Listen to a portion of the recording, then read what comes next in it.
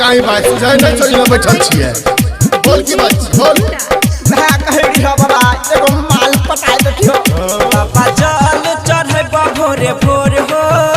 चढ़ाना है छोरा के गुने चढ़बे चढ़ाई ले बाबा जल चढ़े भोरे भोर हो एगो छौरिया पटा दा गोरे गोर हो फैक्ट्री खोलने छी कि रे बेहुदा कहीं का दिमाग रे काम नहीं करे छोटी जकर गोरे गाल है ते पाटा ठोर हो एगो छौरिया पटा दा गोरे गोर हो अरे बेहुदा कहीं का बहुत तेज छी तोरा चल जल्दी भागी यहां से चट्टा में फसली लगा के मार नहीं बाबा यार काम नहीं करो बड़ी रास्ता लगा गई छ तोरा से कोनो धन संपत्ति मांगे छ बाबा एगो छौरिया पटवे ल कहै छ पटाए दा शिलम में भर के चढ़ैब तोरा गांजा छौरी जवाना की पटा दाता जाता जा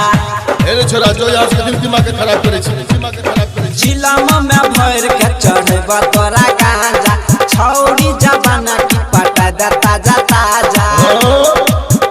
एगो पटले छ एगो चाहिए और हो एगो छो तो संतोष में छो एगो पटले छ एगो चाहिए और हो बाबा छौरी पटा दा गोरे गोर हो अच्छा ठीक है बेटा तुम शिवरात्रि में आके मुझसे मिलना समझ गया लेट करेगा तो समझ जाना घंटा डले बाबा जल्दी से जुगाड़ लगा दो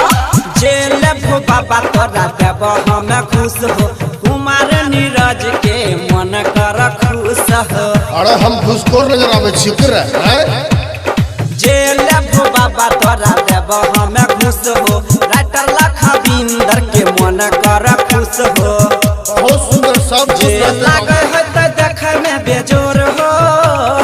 कलयुगिया छोड़ा तो सब छीने हम सब बुझे छिए जेल लागे है त देखे में बेजोर हो एगो छौरिया पटा दा गोरे गोर हो रातों पे छी दिनों पे छी सीधे मंदिर के लाभ रे हमरे तंग करे रे जो हो तो कर देबो।